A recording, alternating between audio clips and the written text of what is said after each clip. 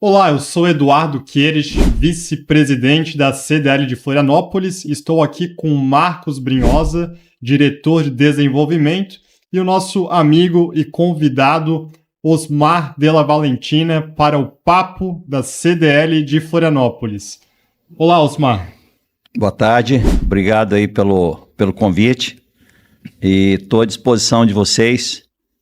Vamos ver o que nós podemos os três juntos aí deixar como mensagem para essa galera aí para os próximos dias e meses e anos, quem sabe. Seria importante começar contando um pouco da tua trajetória, né? Que é uma história muito rica, de muita experiência, de muita realização. Bom, minha vida, ela se resume em duas empresas de trabalho, né? Eu comecei a trabalhar no mercado financeiro na década de 70, já faz alguns dias, né? E, ultimamente, meus 28 anos pertenceu ao Grupo Gazin. Em 1995, eu vim para a Gazin e fui montar uma área de distribuição e atacadista que funciona até hoje. Em 2011 eu assumi a diretoria comercial e em 2013 eu assumi a presidência do grupo. Era um período de transição que saía de substituir o sócio fundador que estava lá há 45 anos, preparar o próximo presidente, e esse foi meu principal papel, acho que dentro do Grupo Gazin, e eu fiquei lá como presidente 10 anos, fiquei até o final de 2022, fiquei mais 1 ano e meio no conselho. E hoje eu estou praticamente fora do Grupo Gazin, mas eu trabalho em alguns conselhos, em algumas empresas no Brasil, também presto algumas assessorias aí para algumas pessoas de grupo relativamente grande. Então acho que meu papel como executivo, como profissional passou, né? Mas o meu papel como um propagador das coisas boas que eu aprendi pela vida, eu devo, como bom brasileiro e como ser humano, eu devo continuar propagando isso e continuar ajudando. Então, esse é o meu papel de estar aqui em Florianópolis, no CDL, a seu convite, especialmente hoje. Osmar, tu veio da área financeira, tu assumiu a área de vendas e depois da presidência. Então, tu foi um camaleão que se adaptou por vários setores e tal. Eu gostaria que tu contasse pra gente, principalmente porque os associados da CDL são empresas de pequeno porte, microempreendedores individuais. O que é mais importante? É a área comercial, botar mais energia nisso para vender mais e faturar mais? Ou é botar mais energia na área financeira? Bom, eu acho que uma coisa complementa a outra, né? Não tem área financeira que sobrevive sem vendas, né?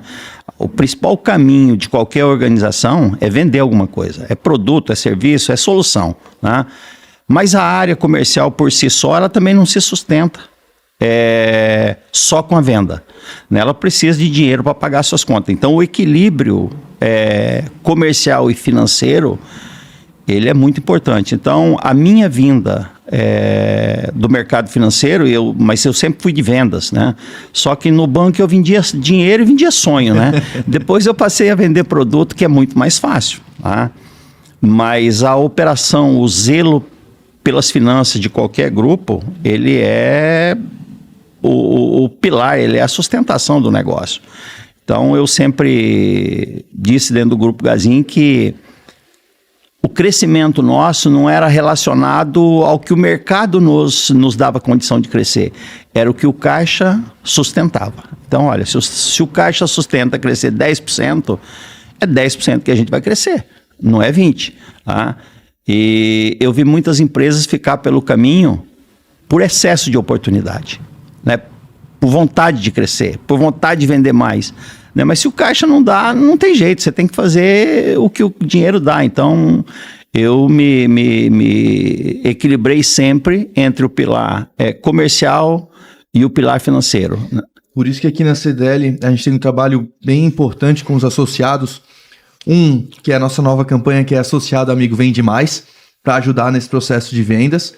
E 2, com as capacitações para treinar os times. e a situação de ajudar no processo financeiro com todos os nossos serviços, né, do SPC Brasil, para ajudar para vender mais e vender melhor, porque também a inadimplência pode ser um grande problema, e também parceria com instituições financeiras, com linhas de crédito, com taxas especiais. Então a gente também zela por isso aqui na CDL, para apoiar o associado em todas essas frentes de trabalho.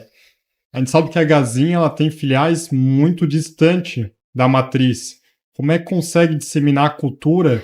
É muito forte na Gazin, o jeito Gazin de ser, de trabalhar, e a gente vê qualquer loja, dependente da distância da matriz, tem o mesmo perfil de trabalho. Bom, uma coisa que a gente sempre sofreu, tá? Mas nunca nos abateu, por você trabalhar em várias regiões do país, cada região tem a sua cultura. Então, você tem a cultura da empresa, mas você não pode mudar a cultura do povo do Acre, por exemplo, querer que os caras se comportem como paranaense. Tá? Você tem que pegar a tua cultura e adaptar a cultura do acreano, a cultura do rondonense, do paraense e de outro lugar. Mas uma coisa que a gente sempre fez, tá? É trazer as pessoas quando nós vamos abrir uma região. Nós trazemos essas pessoas com um pouco de antecedência para a matriz, para a Douradina, sempre fizemos isso, e deixamos essas pessoas 15, 20 dias para elas ver o que nós fazemos. Porque você ir numa região e dizer para as pessoas o que a gente faz, ela ouve. Agora, quando ela vê você fazendo no dia a dia, ela percebe isso melhor. E ela vê que a convivência é melhor. Eu acho que a integração das pessoas novas da empresa que estão chegando, principalmente em regiões novas, em regiões distantes, o caminho que encurta isso é você trazer essas pessoas para a região onde essa cultura já é forte, elas vão pegando com os próprios colegas de trabalho. Então foi isso que nós fizemos, você traz eles para a matriz, faz uma integração, manda eles para uma região de lojas onde as pessoas já estão há muito tempo na empresa, e essa convivência vai abrir o caminho. Não significa que alguém vai mudar do dia para a noite, mas aí com o trabalho, com a persistência, com o tempo a gente vai conseguindo fazer isso. O senhor falou sobre essa questão da cultura, da importância, e também sobre essa integração inicial, né? Para quem está assistindo a gente, para o empresário de pequeno porte, 2 dicas para ele aplicar no RH, na gestão de pessoas, que são importantes, além dessa questão da integração, para ajudar na retenção e na formação de novos talentos. Bom, o primeiro é contratar as pessoas o mais certo possível. Não quer dizer que a gente vai contratar certo, né? Porque você não é adivinho, né? Mas existe maneira de você encontrar pessoas que conseguem se adaptar um pouco melhor ao seu negócio. A segunda coisa é buscar pessoas que precisam do trabalho. Porque muitas vezes nós esperamos surgir uma vaga para correr atrás do profissional. E aí vamos na rádio, anunciamos e tal. Eu sempre digo, não, olha, não é isso assim que a gente tem que fazer. A gente tem que localizar as melhores pessoas.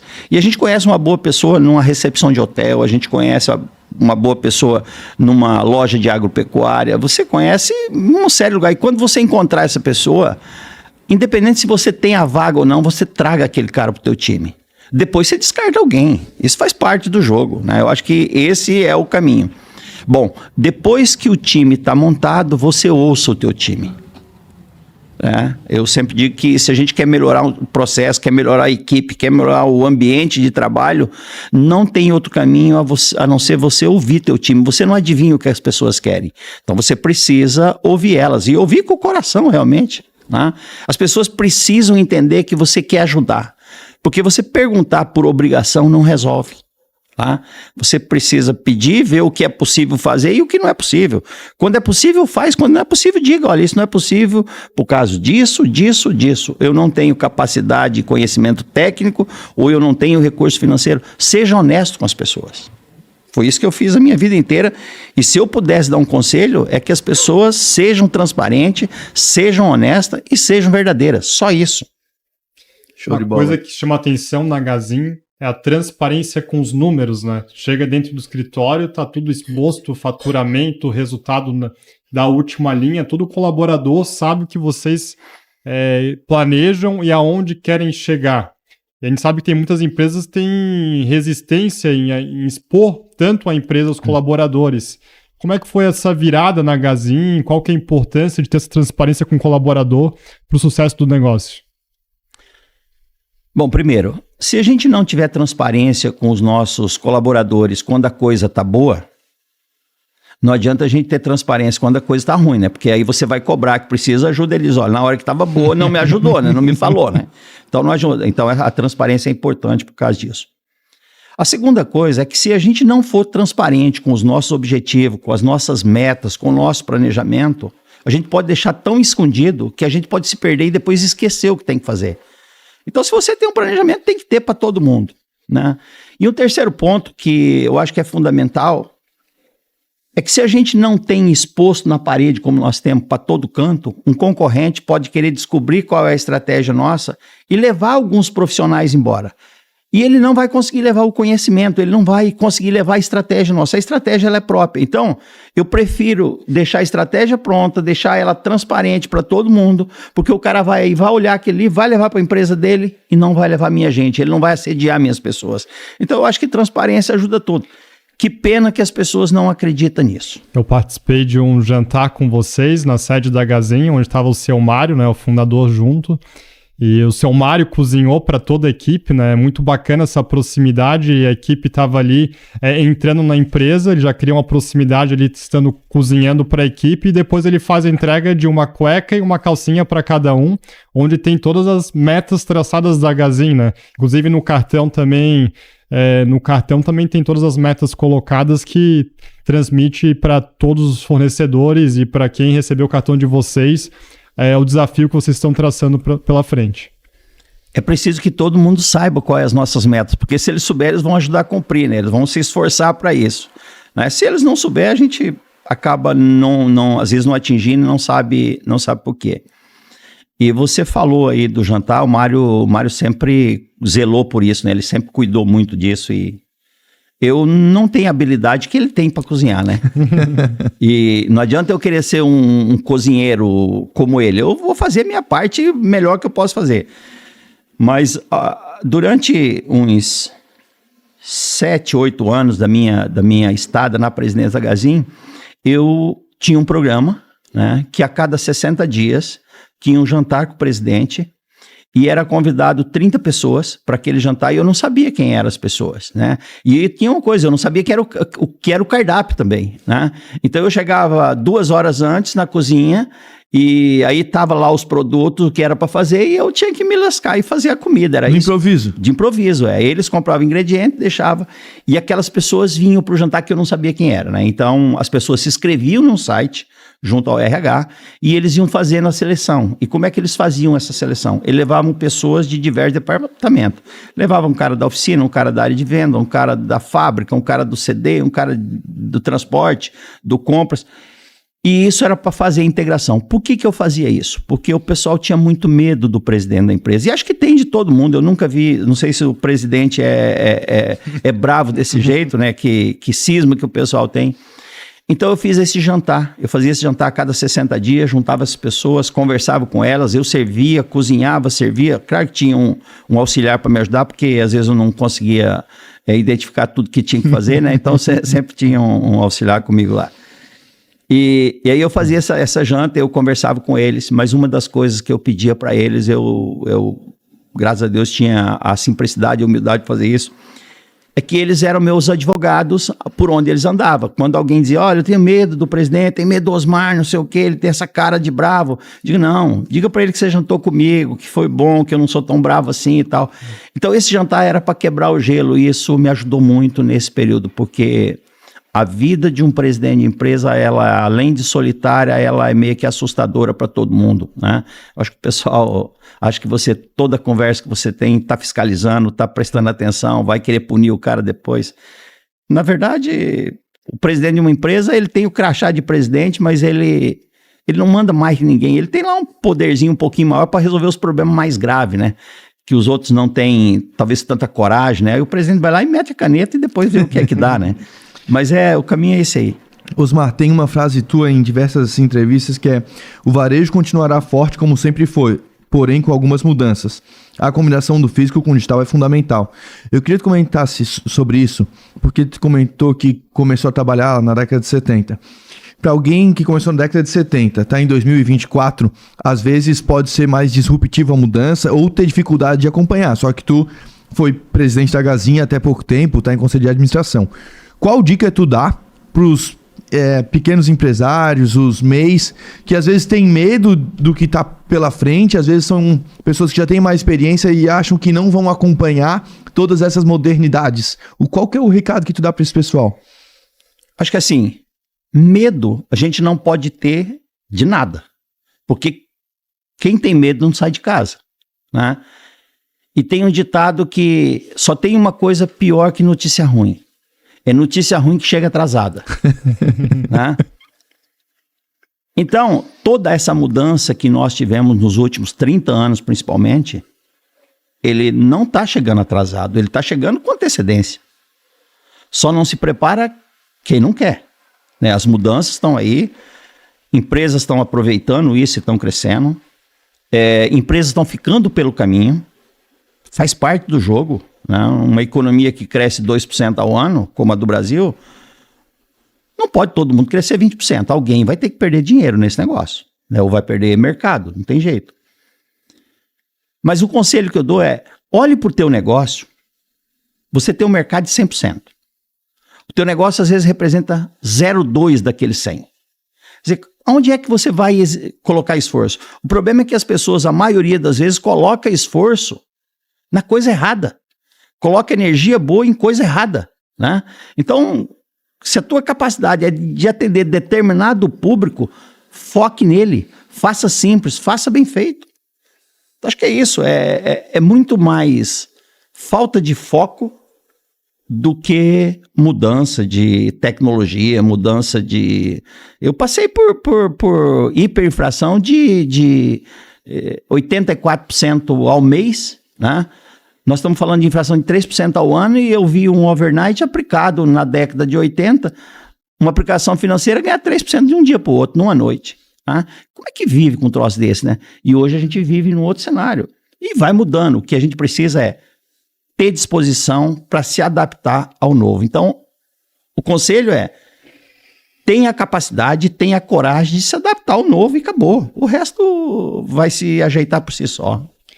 Os números que a tua gestão entregou na Gazin, né, desde 2000, até atrás, né, mas 2013 para cá, foi impressionante o crescimento, muito forte em crescimento de faturamento, mas o mais importante que mais cresceu foi o patrimônio da Gazin e o resultado na última linha. Qual foi o segredo para conseguir alcançar esses números? Acho que um caminho dentro das organizações que a gente precisa fazer é o caminho da produtividade. Não tem outro caminho. É dentro da empresa, é dentro do país, é no mundo todo. A gente precisa arrumar a alternativa de produzir um pouco mais. Nós temos exemplo no país nosso, o agronegócio. Meu pai foi o primeiro produtor de frango num município no Paraná chamado Jesuítas. 1978 foi a primeira granja, foi colocada no município. Eu me lembro que para produzir um frango de 2,3 kg era 90 dias. Hoje se produz um frango de 3,5 kg com 35, 38 dias. O que foi isso? Mudança de genética, mudança no comportamento do zelo pelas aves, mudança de horário de tratamento. Se tiver calor, você tem que ligar o ar-condicionado para o frango. Se tiver frio, você tem que ligar o aquecedor e tem que ser naquela hora.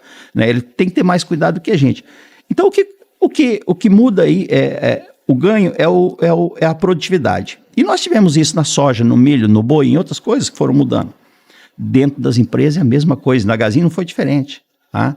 Se você olhar lá o crescimento de 170% em 10 anos, se a gente descapitalizar aquilo ali, dá um crescimento de 10,5% ao ano, não é muita coisa. É 2 vezes a inflação. Só isso, foi o que aconteceu. Tá? O que a gente precisa fazer é, como é que eu faço os processos melhor? Quais são os custos de despesa desnecessários que eu tenho dentro da organização? E eu preciso cortar aquilo ali. Não dá para ter luxo dentro de uma empresa. Tá? E aí você vai fazendo o processo melhor, você vai reduzindo. Então, o segredo foi crescer um pouco em termos de faturamento, reduzir despesa, que nós saímos de uma despesa operacional há 10 anos atrás de 26% para 19%. Então, é um ganho de 7%.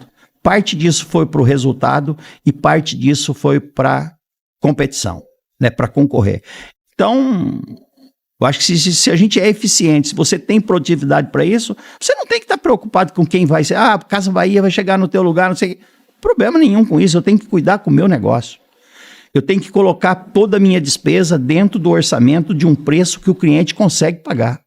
Então, eu preciso descobrir quanto é que o cliente paga por aquele serviço meu, por aquele produto, quanto é que ele me custa, e a minha despesa tem que estar dentro dessa margem. Acabou, não tem conversa, né? Então, foi isso que nós fizemos. Agora, a gente não faz isso do dia para a noite. Você não faz isso com a canetada, né? Você faz isso com mudanças de processo, com constância e com regularidade.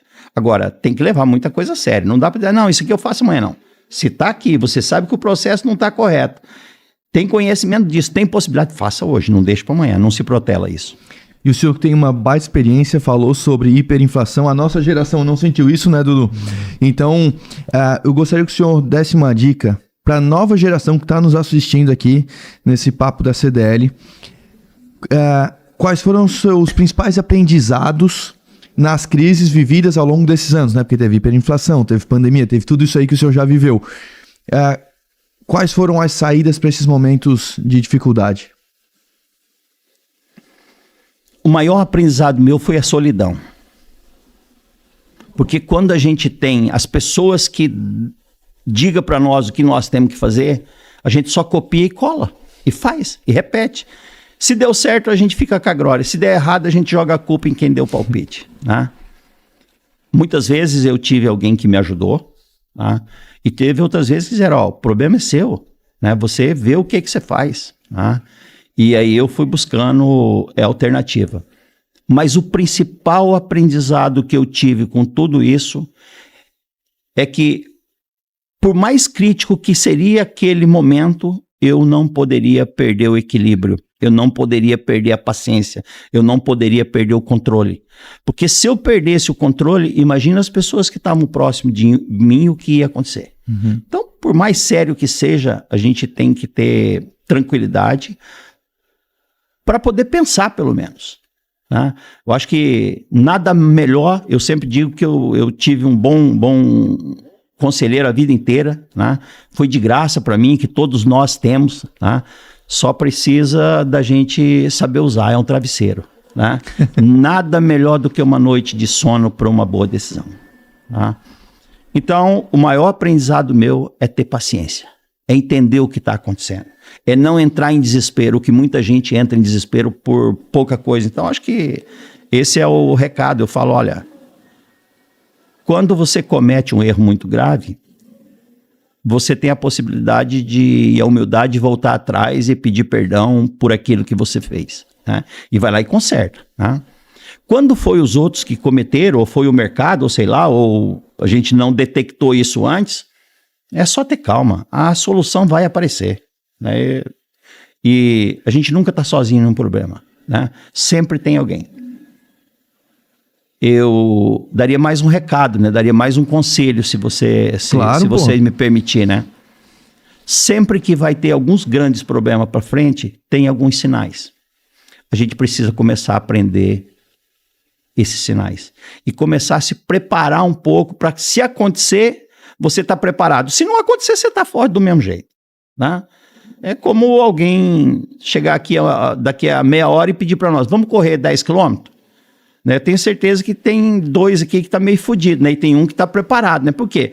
O cara já vem se preparando, né? Que é o Dudu aí, ele já vem correndo. Então, o bom é a gente estar preparado para algumas coisas, independente se vai acontecer ou não, né? Agora, viver no Brasil, a gente já dá para precaver algumas coisas com uma certa antecedência e se preparar por isso. Foi isso que eu procurei fazer. Errei algumas vezes, acertei outras, no final a conta deu positivo. Pegando esse gancho, qual que é a expectativa para o Brasil e para os próximos anos? Rapaz, isso aí nós vamos ter que fazer um contrato bom para esse troço aí. Bom, eu acredito que o Brasil deve ter aí uns 2 anos muito bom de venda comercial, né?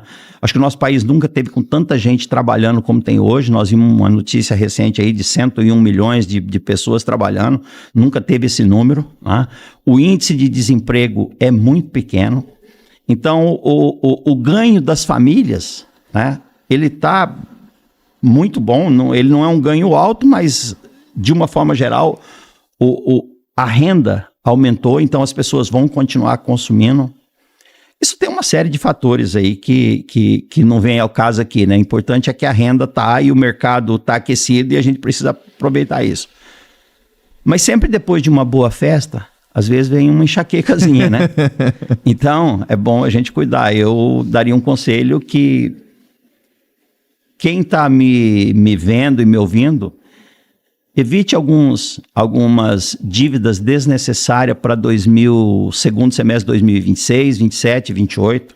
Eu acho que a gente pode ter um consumo exagerado agora, a gente pode ter uma volta da inflação em 2026, depois a sequência de uma volta de inflação é uma recessão, é uma alta de juro, é um pouco de desemprego.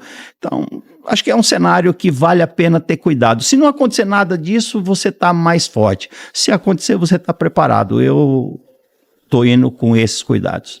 Seu Osmar, é muito legal essa sua experiência, sabedoria e transmitir para a gente essa visão, porque às vezes a nossa geração que é mais nova não teve todo esse caminho. As dificuldades são cíclicas. Uma vez eu vi uma palestra do Ricardo Amorim que falou que a cada 4 anos vai ter uma crise, então tem que se preparar para surfar a onda das oportunidades e se preparar para enfrentar melhor a crise. Então só tenho que te agradecer por esse papo aqui comigo e com o Dudu. Dudu já te conhecia, mas eu tive uma aula. Obrigado por tudo. Eu tenho certeza que os nossos associados da CDL vão estar aprendendo muito com a tua fala e vão conseguir implantar isso nos seus negócios. Essa questão da preocupação com a equipe, com essa questão da importância do comercial, sem esquecer da unha do financeiro, que tem que cortar tudo que é luxo e que não é necessário, porque às vezes a diferença da última linha, como o Dudu falou, tá nisso aí. Então, seu Osmar, obrigado de coração. E, Dudu, foi uma honra dividir essa mesa aqui contigo. Que a frase sempre usa, né? Faturamento é ego, lucro é conceito e caixa é rei. É isso aí. E assim a gente encerra. Obrigado, Osmar. Obrigado, Brinhosa. Esse foi mais um papo da CDL de Florianópolis. Agradecemos por estar conosco e esperamos no próximo episódio. Muito obrigado pela confiança, e você que está nos vendo aí, você confie no Brasil, confie nas pessoas que estão ao teu lado e, principalmente, confie em você e na sua intuição. Sucesso!